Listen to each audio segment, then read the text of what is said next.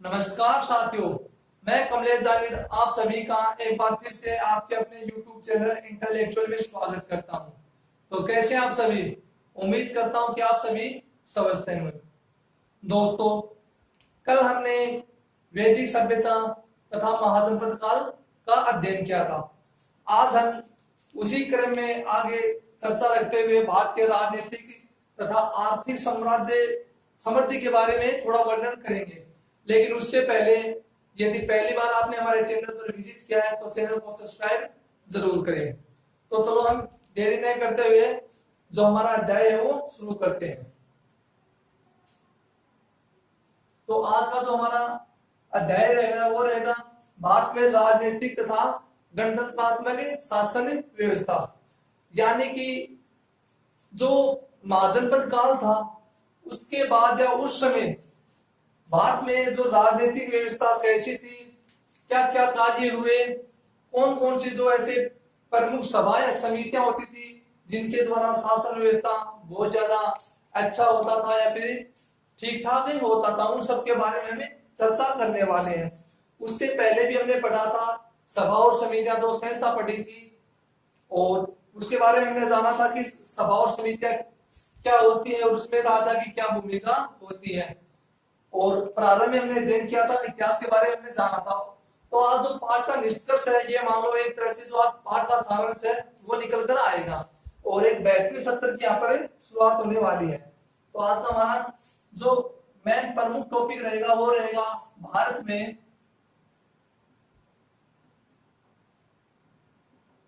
राजनीतिक तथा गणतंत्रात्मक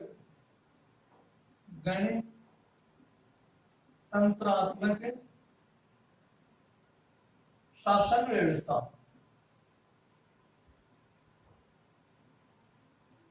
शासन व्यवस्था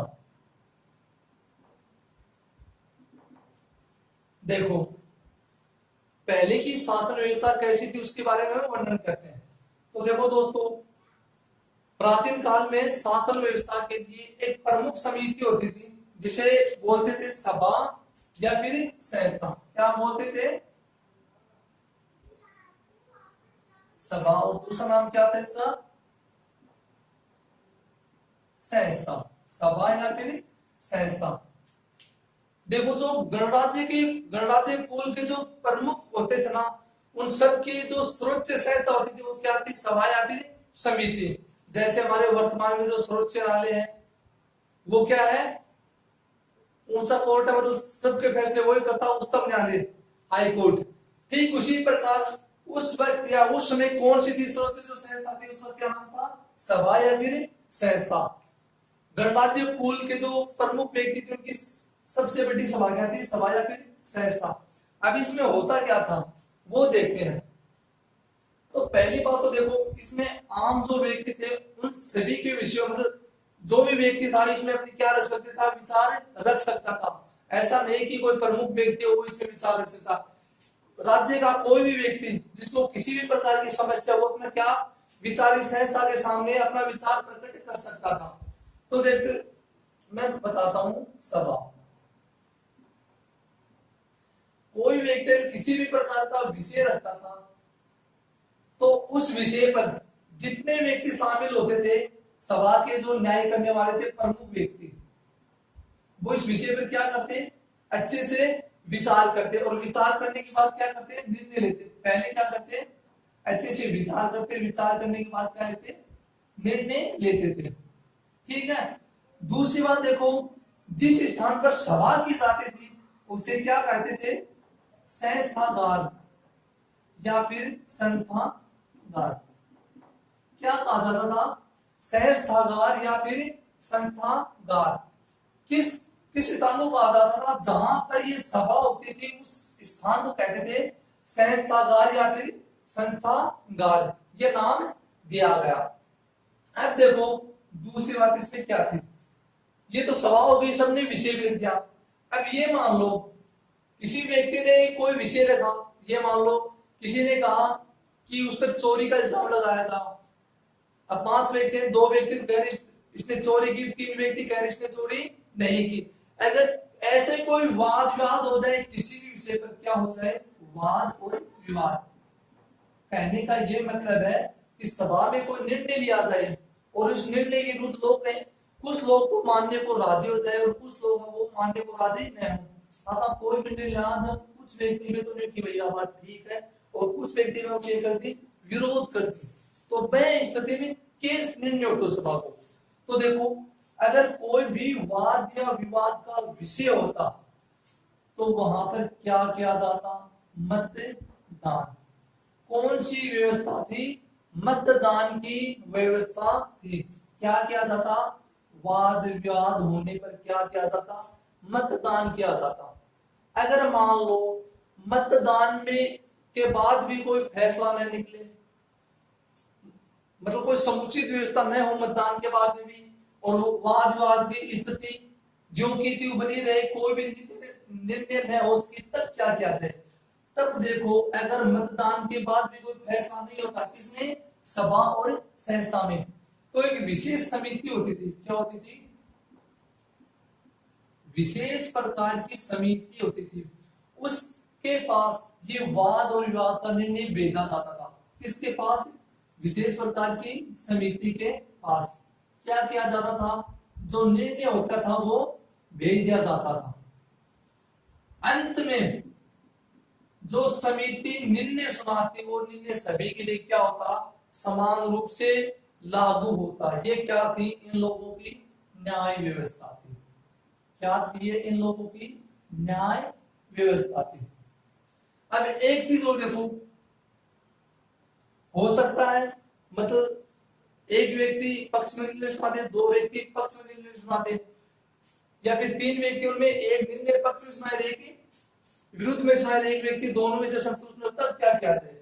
तो देखो, किसी भी व्यक्ति को, मान लीजिए ए व्यक्ति है, इसने कहा कि बी व्यक्ति ने क्या कर ली, मेरे घर में चोरी कर ली, और बी व्यक्ति सभा समिति के पास गया और इस प्रकार ये प्रक्रिया हुई, लेकिन फिर भी ये क्या हुए, संतुष्ट नहीं हुए लोग।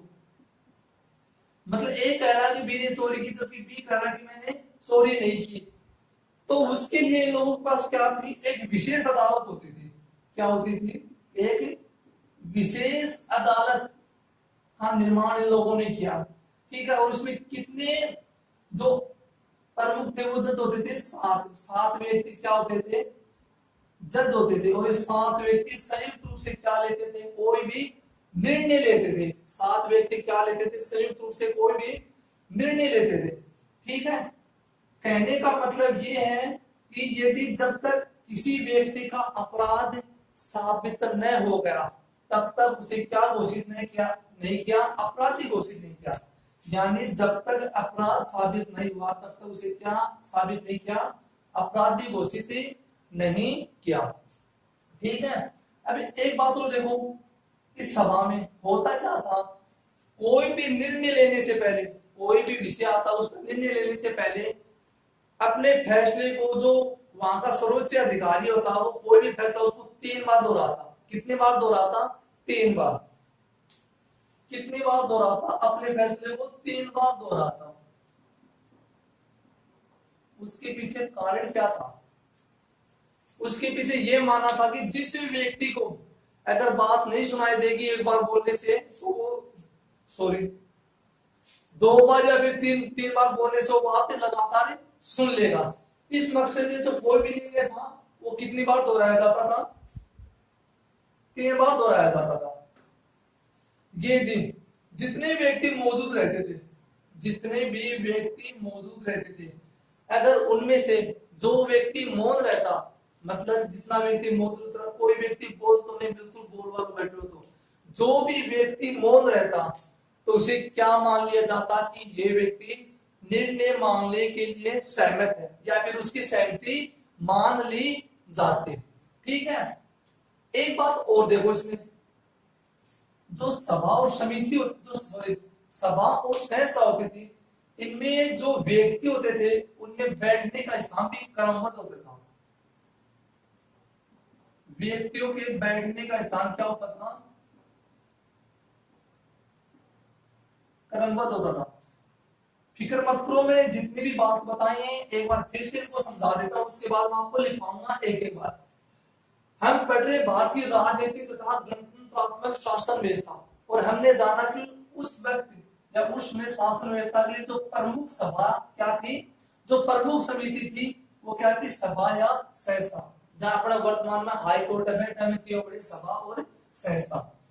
तो देखो सभा और संस्था में जहां पर जो सभा होती थी उस स्थान को क्या कहा जाता था, संस्थागार या संथागार कहा जाता था।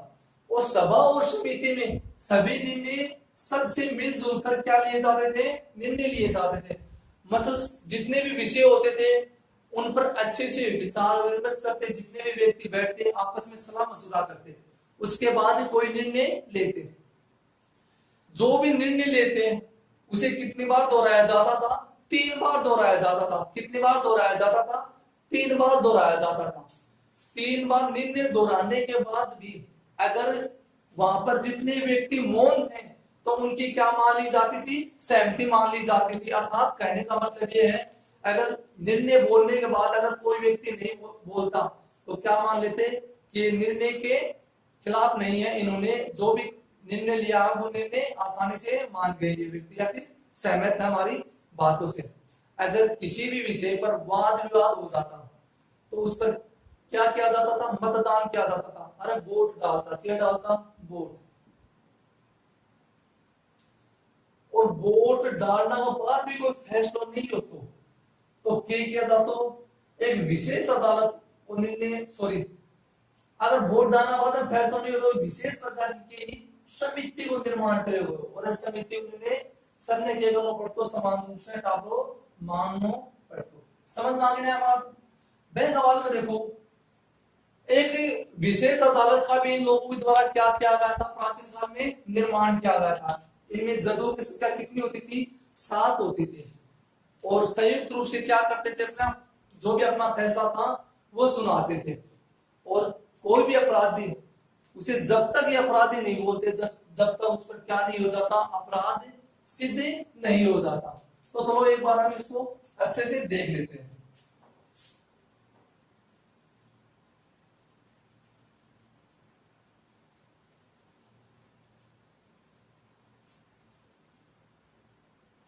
सभा या फिर संस्था। तो पहली लाइन लिखो इसमें,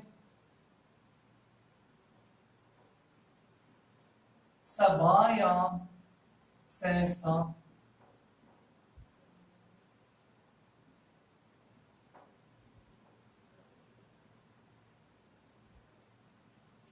गणराज्यों के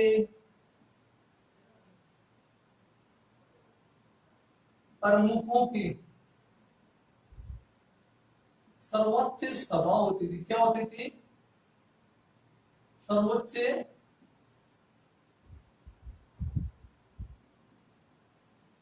सभा होती थी। ये बात तो मैंने आपको बताई थी, क्या होती थी, सर्वोच्च सभा होती थी। पहली बात हो गई। दूसरी बात देखो इसमें कि जो भी फैसले लिए जाते थे वो सहमति से लिए जाते थे। तो देखो इसमें विभिन्न विषयों पर, इसमें विभिन्न विषयों पर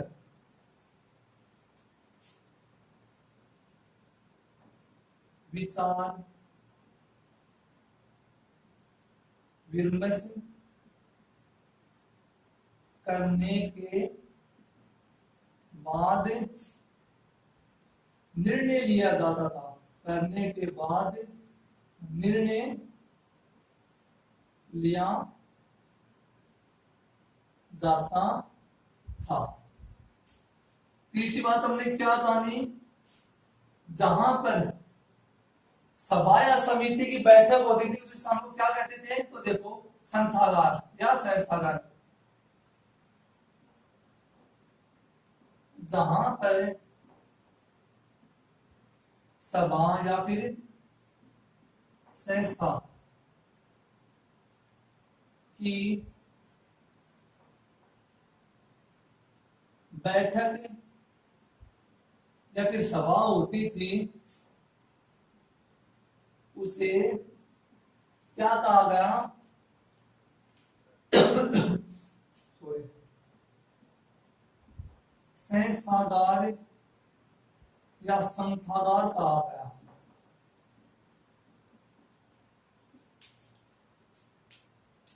कहा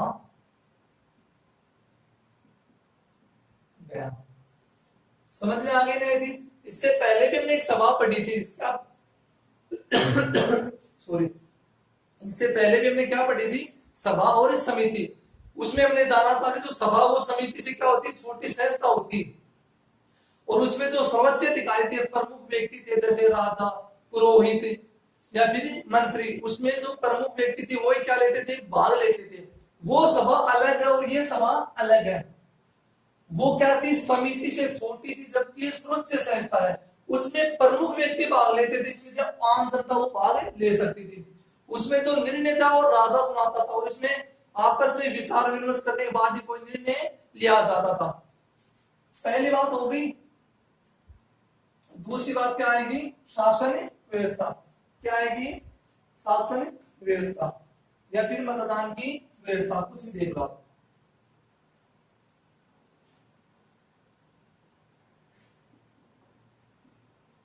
मतदान व्यवस्था, मतदान क्यों होता, अगर कोई निर्णय सुनाया गया और लोग उस निर्णय को, आधे से कम लोग, या ये मान लो 10 व्यक्ति हैं जिसमें 5-4 व्यक्ति ने निर्णय मान लिया, 6 व्यक्ति ने निर्णय नहीं माना, तो जिनका बहुमत ज्यादा हो वही तो काम होगा।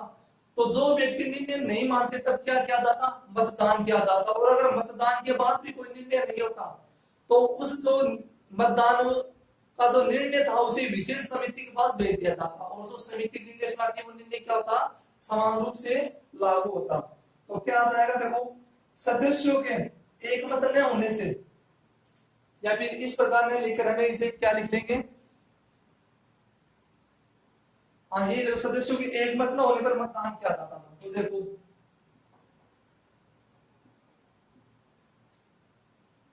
सदस्यों के किसी निर्णय पर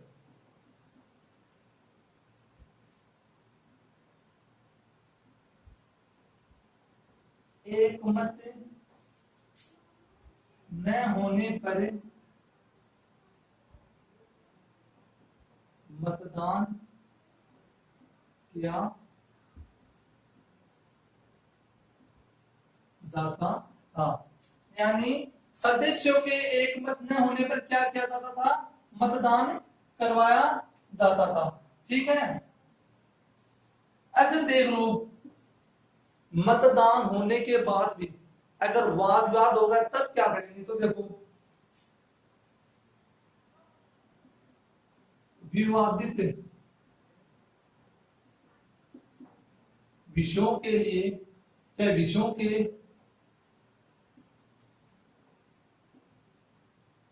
निर्णय हेतु पहले मतदान करवाया जाता था। पहले क्या किया जाता था, पहले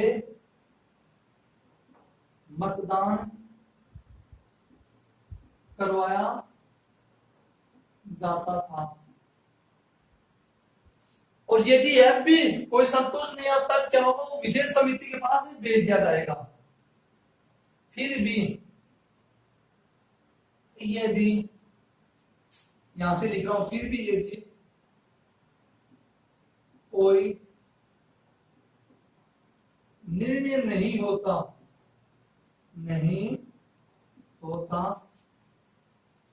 तो उसे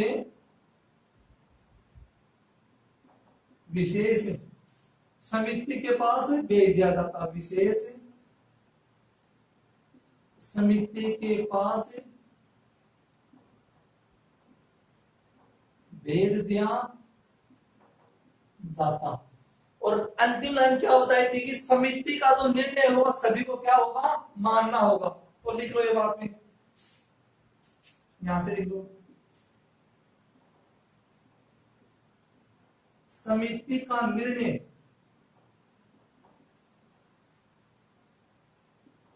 सभी को मानना अनिवार्य था,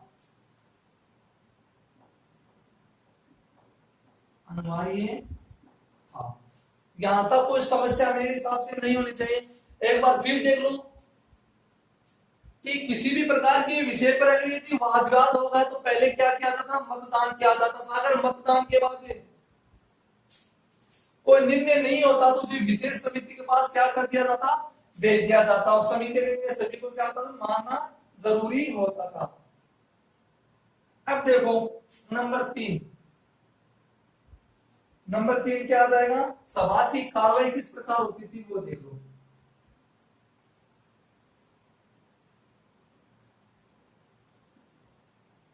सभा की कार्यवाही किस प्रकार होती थी, यानी कि सभा में किस प्रकार कार्यवाही की जाती थी वो हमें देखते हैं। तो देखो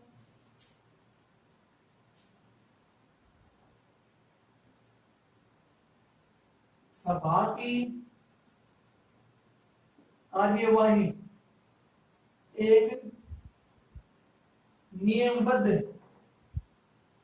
तरीके से की जाती थी,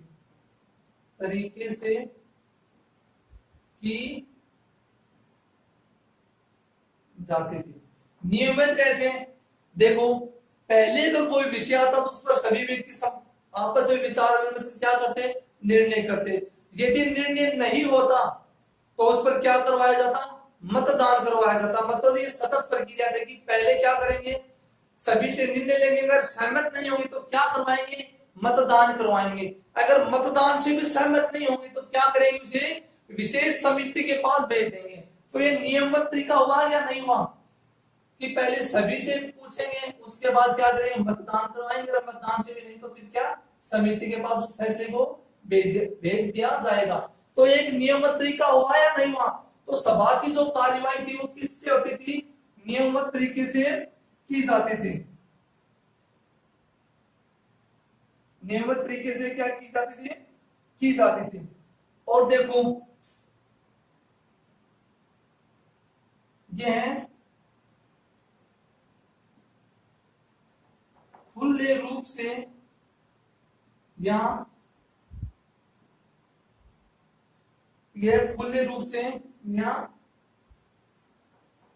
बंद तरीके या गुप्त मतदान लिख लो आप, या गुप्त मतदान दोनों तरीके से की जाती थी, दोनों तरीके से की जाती थी। कैसे, देखो खुले रूप से कैसे,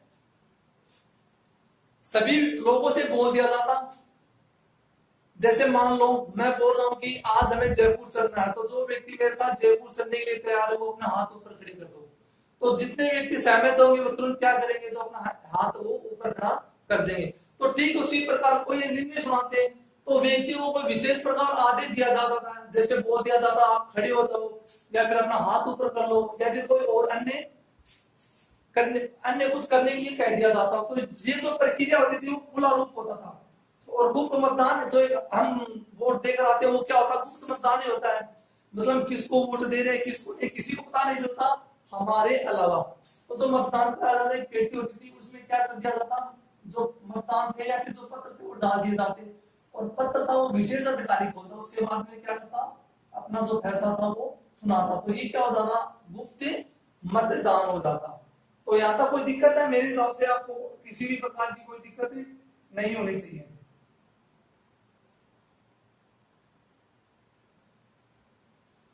ठीक है। और अंतिम बात देखो, सभा के लिए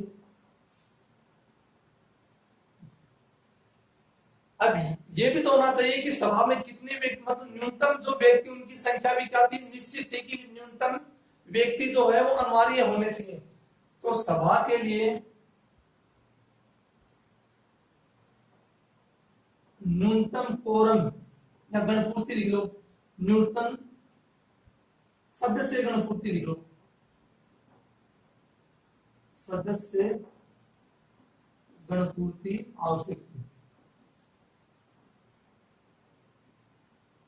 ये नहीं दे रखा कि कितने सदस्य, लेकिन ये था कि कम से कम इतने सदस्य होने चाहिए अन्यथा में अपना ये सभा या समिति थी अपना कोई भी फैसला वो नहीं करती थी। तो पहली बात सभा या समिति क्या थी, प्रमुख सुरक्षित सभा होती थी, इस स्थान को संस्थागार कहा जाता था।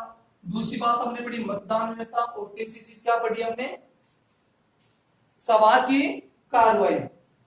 तो इसमें किसी भी प्रकार की कोई दिक्कत नहीं होनी चाहिए, एक बार आप स्क्रीनशॉट ले लो। और उसके बाद हम पढ़ेंगे ऋण व्यवस्था, क्या पढ़ेंगे उसके बाद हम पढ़ेंगे ऋण व्यवस्था या फिर वर्ण व्यवस्था। चलो तो मैं मिटा देता हूं इसको। ये हमारी थी सभा। अब हम देखते हैं वर्ण व्यवस्था।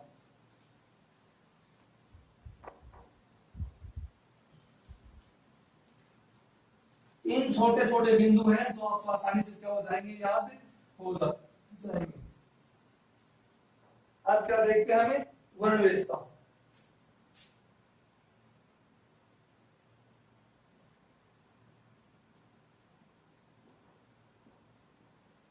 वर्ण व्यवस्था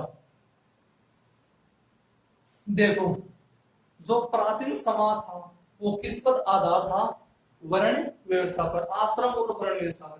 किस पर आधारित था, आश्रम और वर्ण व्यवस्था पर।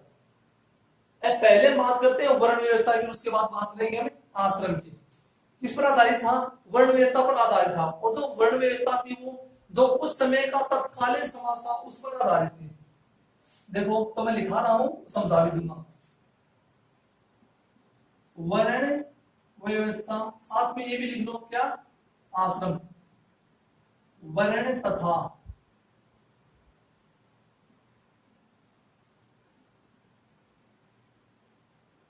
आश्रम व्यवस्था,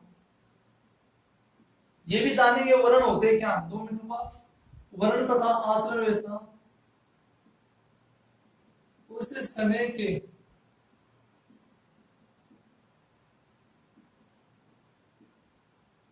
तत्कालीन समाज पर आधारित थे। तत्कालीन समाज पर क्या थे, आधारित थे। अब देखो हम जब वर्ण पढ़ेंगे तो अलग अलग विद्वानों ने अलग अलग बातें बताई हैं वर्ण व्यवस्था के बारे में। लेकिन हमने एक बात प्रमुखता जानी, वो क्या कि ऋग्वेद के 10वें मंडल में बताया गया कि जो वर्ण है उनकी उत्पत्ति परम पुरुष से मानी गई है। किसकी, ऋग्वेद में बताया गया है। ऋग्वेद को कौन से मंडल में, 10वें मंडल में बात कही गई है कि जो इनकी उत्पत्ति है वो किससे हुई है, परम पुरुष से हुई है। और जो वर्ण है, वर्ण की बात कर रहा हूं मैं, वर्ण परम पुरुष से इनकी उत्पत्ति और प्रमुखता कितने माने गए हैं, 4 माने गए। प्रमुख जो वर्ण है वो कितने माने गए हैं, 4 माने गए। कौन से, ब्राह्मण,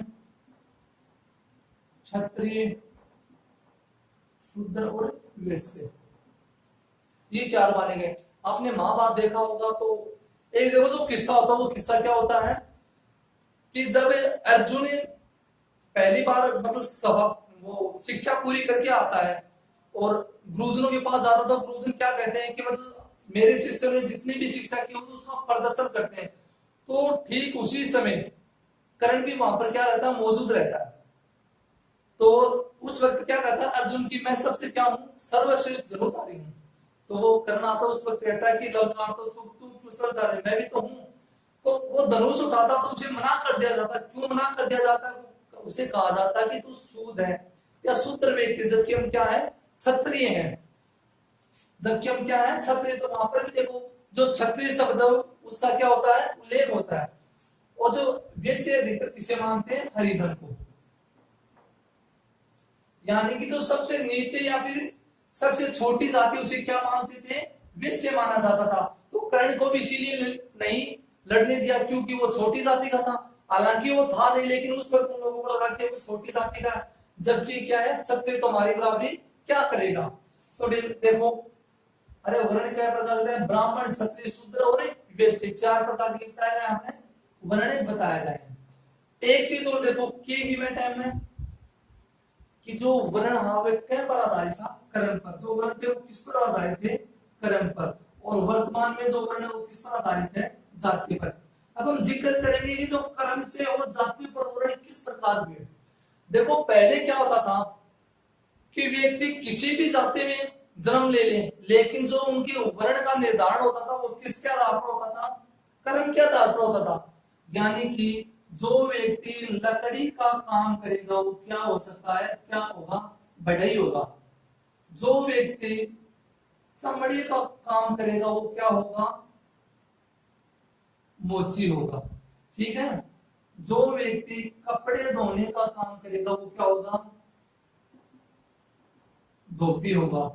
जो व्यक्ति यज्ञ अनुष्ठान कराने का काम करेगा वो क्या होगा,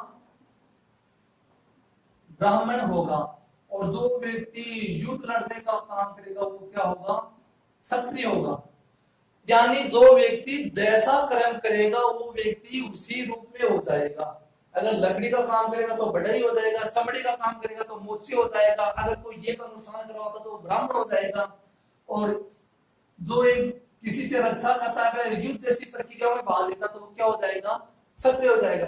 कहने का ये मतलब है कि एक ही परिवार के लोग क्या हो सकते थे, ब्राह्मण भी हो सकते थे, क्षत्रिय भी हो सकते थे, वैश्य भी हो सकते थे, और क्या हो सकते थे, शूद्र भी हो सकते थे। यानी कि एक ही परिवार में 4 व्यक्ति, एक तो कर लो है चमड़ा को काम तो वो क्यों हो, शूद्र हो। एक कोई लड़ाई में भाग ले तो वो क्यों हो, क्षत्रिय हो। और एक व्यक्ति अनुष्ठान ये आदि को निर्माण करा तो वो क्यों हो, ब्राह्मण हो। तो खैर को मतलब क्या है कि ये क्या पर आधारित हो, कर्म पर आधारित हो। तो एक ही व्यक्ति क्या, एक ही परिवार के अलग अलग व्यक्ति क्या हो सकते थे, ब्राह्मण भी हो सकते थे, वैश्य भी हो सकते थे, या फिर क्या हो सकते थे, शूद्र भी हो सकते थे। और कल मैंने आपको बताया था कि पूर्व और उत्तर वैदिक काल 2 बताया था। तो जो वर्ण व्यवस्था ना उत्तर वैदिक काल में क्या हुआ, सर्वाधिक विस्तार हुआ। किसमें हुआ, उत्तर वैदिक काल में इसका क्या हुआ, सर्वाधिक विस्तार हुआ। वो भी किसके आधार पर, कर्म के आधार पर हुआ। किसके आधार पर हुआ, कर्म के आधार पर। लेकिन आगे देखो, जैसे जैसे समय बीतता गया, व्यक्तित्व गया, लोगों की सोच है वो भी क्या होती गई, धीरे धीरे परिवर्तित होती गई। क्या होती गई, परिवर्तित होती गई। जैसे जैसे समय बीतता गया वैसे वैसे क्या होती गई, जो लोगों की सोच है वो भी क्या होती गई, परिवर्तित हो गई। तो देखो समय आया गौतम बुद्ध का, किसका समय आया, गौतम बुद्ध का। तो लोगों ने क्या कर दिया, जो कर्म पर आधारित वर्ण व्यवस्था थी उसका विरोध कर दिया। कैसे, मैंने बताया था कि एक ही परिवार के लोग ब्राह्मण भी हो सकते थे, क्षत्रिय भी हो सकते थे, शूद्र भी हो सकते थे। अगर एक मानो सीधी सी बात है, कोई परिवार में जा रहे हो, अगर एक व्यक्ति तो हरिजन बोल दो, वही परिवार को दूसरा व्यक्ति ब्राह्मण बोल दो, तीसरा व्यक्ति क्षत्रिय बोल दो, तो कोई दूसरा व्यक्ति विरोध भी तो कर सकता है कि भाई परिवार का में एक ही हाथ, एक तो ब्राह्मण ठहरा हो, इतने शूद्र ठहरा हो, तो क्या बात कहीं चलेगी। तो ठीक बैठ रहे, देखो लोगों की विरोध शुरू करती हो कि ये नहीं हो सकता कि जो व्यक्ति जैसा कर्म करेगा वो व्यक्ति उसी कुल में हो जाएगा। किसके काल में, आप गौतम बुद्ध के काल में इस बात का क्या हो गया, सर्वाधिक विरोध हो गया। और इसीलिए आप देखो जो गौतम बुद्ध से संबंधित जो भी उल्लेख मिलेंगे तो वहां पर वर्ण व्यवस्था के खिलाफ बहुत बातें मिलेंगी आपकी। लोगों ने विरोध कर दिया कि ये नहीं हो सकता कि कर्म के आधार पर कि जो व्यक्ति कर्म करेगा वो उसी कुल में माना जाएगा। तो क्या कर दिया, कर्म के आधार पर हटाकर यहाँ से जो वर्ण व्यवस्था वो किस पर हो गई, जाति पर हो गई। कि जो व्यक्ति जिस जाति में जन्म लेगा वो उसी जाति का होकर रह जाएगा। जैसे अगर कोई व्यक्ति ब्राह्मण समाज में जन्म लेता या ब्राह्मण परिवार में जन्म लेता तो वो ब्राह्मण होगा। अगर शूद्र परिवार में जन्म लेता तो वो क्या होगा, शूद्र होगा। यानी कि जो व्यवस्था कर्म पर आधारित थी गौतम बुद्ध के काल में वो किस पर आधारित हो गई, जाति पर आधारित हो गई। समझ में आ गया। तब से लेकर आज तक जो वर्ण व्यवस्था चल रही है वो किस पर आधारित है, जाति पर आधारित है। तभी तो जो व्यक्ति, अगर कोई व्यक्ति राठौड़ी अगर जन्म लेता तो हम उसे राजपूत या राठौड़ी बोलते हैं। अगर कोई व्यक्ति बढ़ैया खाती परिवार या जांगीर परिवार में जन्म लेता तो ठीक उसी प्रकार हम उसे नाम दे देते हैं। समझ में आ गई आपको बात। तो एक एक बात का हमें जिक्र भी यहाँ करने वाले हैं। और एक एक बात है इसकी लिखेंगे। उससे पहले मैं मिटा देता हूं। देखो ले क्या है। तो पहली बात तो हमने क्या जानी कि जो वर्ण व्यवस्था थी वो किस पर आधारित थी, उस समय के तात्कालीन क्या थी, समाज पर आधारित थी। क्या थी? वर्ण व्यवस्था। उस समय के जो समाज था उस पर क्या थी, आधारित थी वर्ण व्यवस्था। हमने जो भी अभी अब तक कुछ समझा है उस सब बातों को क्या कर लेते हैं, हम एक एक बात को नोट कर लेते हैं। तो हमने पहली बात तो क्या जानी, क्या जानी आप पहली बात तो, पहली बात आप क्या जानी आप कि जो वर्ण व्यवस्था है, वर्ण व्यवस्था का उल्लेख, अरे कठे बताओ होता ने ऋग्वेद का 10वें मंडल में कैसा है, परम पुरुष का क्या होता है, उत्पत्ति बताई उल्लेख ऋग्वेद के 10वें मंडल में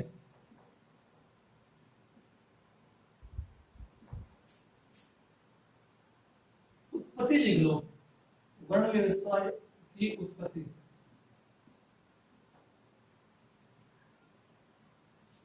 परम पुरुष से मानी गई, परम पुरुष से मानी गई है। वर्ण सामान्यतः कितने प्रकार के होते हैं, 4 प्रकार के होते हैं। वर्ण 4 प्रकार के होते हैं। कौन कौन से? ब्राह्मण, क्षत्रिय, वैश्य और शूद्र। ठीक है। उसके बाद हमने क्या जाना कि पहले जो वर्ण व्यवस्था थी वो किस पर आधारित थी, क्रम पर आधारित थी। तो लिखो ये बात, पहले वर्ण व्यवस्था क्रम पर आधारित थी। किस पर आधारित थी? क्रम पर आधारित थी।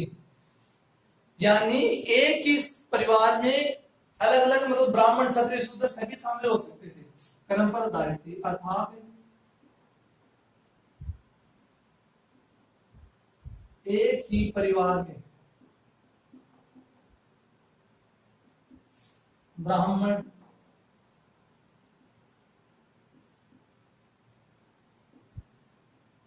क्षत्रिय या फिर शूद्र हो सकते थे, हो सकते थे। कहीं उसका बता देना कि एक ही परिवार का व्यक्ति अलग अलग काम करी और कर्म का दान भी तो उसका भी। ठीक है। बैंक बाद में किया जाना आप कि जो उत्तर वैदिक काल है वह वर्ण व्यवस्था सर्वाधिक रूप से क्यों ही विकसित हुई। तो लिखो उत्तर वैदिक काल में वर्ण व्यवस्था सर्वाधिक रूप से विस्तृत हुई या विस्तारित हुई। सर्वाधिक रूप से या उत्तर वैदिक काल में वर्ण व्यवस्था का सर्वाधिक रूप से विस्तार हुआ, विस्तार हुआ। और किसके आधार पर हुआ था? कर्म के आधार पर। इस समय विस्तार कर्म के आधार पर ही हुआ, कर्म के आधार पर हुआ। अब देखो गौतम बुद्ध को जो टाइम आयो तो जो कर्म का आधार पर वर्ण व्यवस्था वह क्या पर होगी? जाति पर। लिखो तो गौतम बुद्ध के समय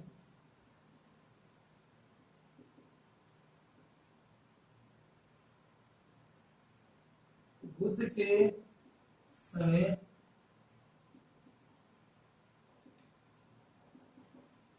वर्ण व्यवस्था जाति के आधार पर होगी। जाति के आधार पर हो गई। ये थी हमारी वर्ण व्यवस्था। उसके बाद में आश्रम देख लो, समझ लेंगे आश्रम में कुछ नहीं, आप नोट करो आश्रम।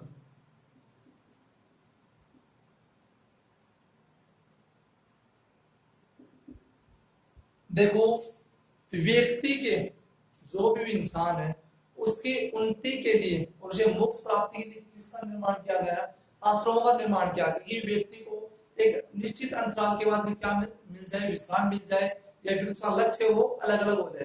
तो ठीक उसी प्रकार देखो, व्यक्ति सामान्य उम्र कितनी मानी गई है? 100 साल मानी गई। तो इन 100 सालों को 4 भागों में बांट दिया, मतलब हर 25 साल के बाद में क्या होगा? एक आश्रम का निर्माण होगा। तो देखो, आश्रम 4 प्रकार के होते हैं। आश्रम का निर्माण किस लिए किया गया? व्यक्ति की आर्थिक उन्नति, समृद्धि तथा मोक्ष प्राप्ति के लिए क्या किया गया? आश्रमों का निर्माण किया गया था। किस लिए किया गया था? आश्रमों का निर्माण किया गया था। और जो इसका निर्माण किस काल में माना गया है? उत्तर वैदिक काल में माना गया है। तो लिख लो ये बात, निर्माण उत्तर वैदिक काल में माना गया। किसमें माना गया है? उत्तर वैदिक काल में निर्माण माना गया है। और आश्रम कितने प्रकार के होते हैं? 4 प्रकार के। ये लिख लो, चलो याद लिख लेते हैं।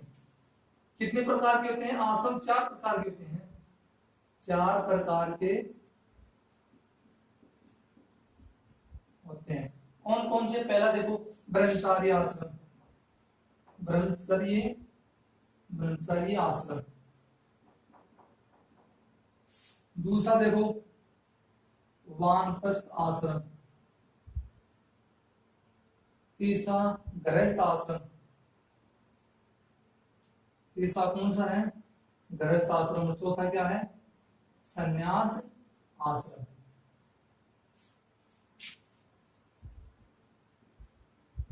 संन्यास आश्रम। और संन्यास आश्रम को ना व्यक्ति के मोक्ष के मार्ग का स्रोत जो लक्ष्य वो माना गया है। ठीक है, यानी ये माना गया है कि अगर व्यक्ति संन्यास आश्रम में प्रवेश कर ले और इसका पूर्ण रूप से पालन करे तो मोक्ष की प्राप्ति कर सकता है। तो जल्दी से नोट करो। उसके बाद में हम पढ़ते हैं आज का सबसे अच्छा महत्वपूर्ण टॉपिक, संस्कार। चलो जल्दी से शीट छोड़ लो, और उसके बाद में पढ़ेंगे हम संस्कार। क्या पढ़ेंगे हम? संस्कार। देखो, जो भारत का समाज है ना, और जो भारत की संस्कृति है वो सबसे विविधता भरी संस्कृति है। यहाँ हर धर्म के लोग निवास करते हैं, और अलग अलग धर्मों के लोगों ने अलग अलग क्या बना रखे हैं? नियम बना रखे हैं। विदेशों में जैसे अपने यहाँ पर नियम है ना, विदेशों में वैसे नियम वहां नहीं होते। हमारे ये क्या है? अगर बच्चे का जन्म हो जाता है तो उसके लिए अलग त्योहार मनाया जाता है। बच्चे का जब नामकरण करते हैं तो उसके लिए अलग त्योहार मनाया जाता है।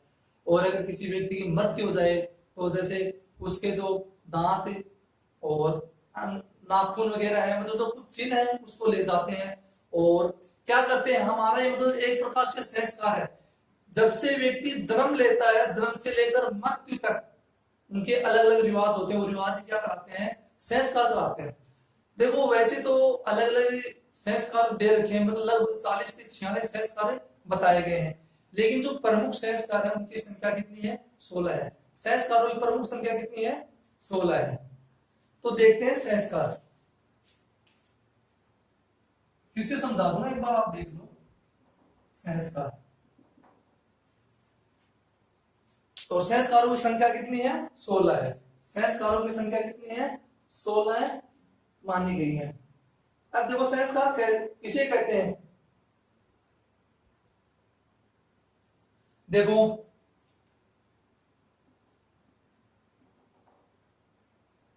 व्यक्ति के जीवन को, व्यक्ति के जीवन को जिन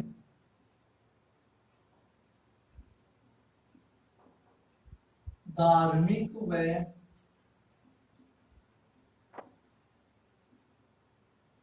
सामाजिक धार्मिक व सामाजिक क्रियाओं को अपनाया जाता है, क्रियाओं को अपनाया जाता है। व्यक्ति के जीवन में कौन है, मैं लिखूं। देखो, व्यक्ति के जीवन में जिन धार्मिक व सामाजिक क्रियाओं को अपनाया जाता है वो क्या कहलाते हैं, संस्कार कहलाते हैं। एक बार इनको लिख लेते हैं 16 संस्कारों को, उसके बाद समझेंगे। इनकी संख्या, संस्कार कितने प्रकार के होते हैं, 16 प्रकार के संस्कार, 16 प्रकार के होते हैं। अब नाम देखो एक एक इनका। देखो, पहला गर्भाधान, क्या होता है पहला गर्भाधान, यानी जब जो एक शिशु है वो पहली बार गर्भ में रहता है तो वो भी क्या है कि संस्कार है। हमारे यहाँ लेकिन बहुत से ऐसी जगह है कि जब कोई महिला गर्भवती हो जाती है और इसकी पुष्टि हो जाती है तो वहां पर आसपास के लोगों को मिठाई खिलाई जाती है इस खुशी में कि जो वहां की बहू क्या हो गई, गर्भवती हो गई। तो ये भी क्या हो गया कि संस्कार हो गया। गर्भाधान क्या है, संस्कार हो गया। उसके बाद में देखो पुष्पवन, पुष्पवन। तीसरा देखो सीमंतयोनन, नाम थोड़ा अट्टा लिख लो, सीमंतनोयन, सीमंतनोयन। चौथा देखो जात करण, चौथा क्या हो सॉरी चौथा क्या हो जाएगा, जात करण। नंबर 4 क्या हो जाएगा, जात करण। 5 देखो नाम करण, 5वां क्या हो जाएगा, नामकरण। और 6 का हो जाएगा निष्कर्मण, क्या हो जाएगा, निष्कर्मण। नंबर 7 यहां पर लिख रहा हूं, निष्कर्मण। उसके बाद में देखो अनप्रशासन, अनाप्राशन, अनाप्राशन लिखो, अनाप्राशन। नंबर 7 और नंबर 8 लिखो चूड़ाकरण। नंबर 9 करण भेद।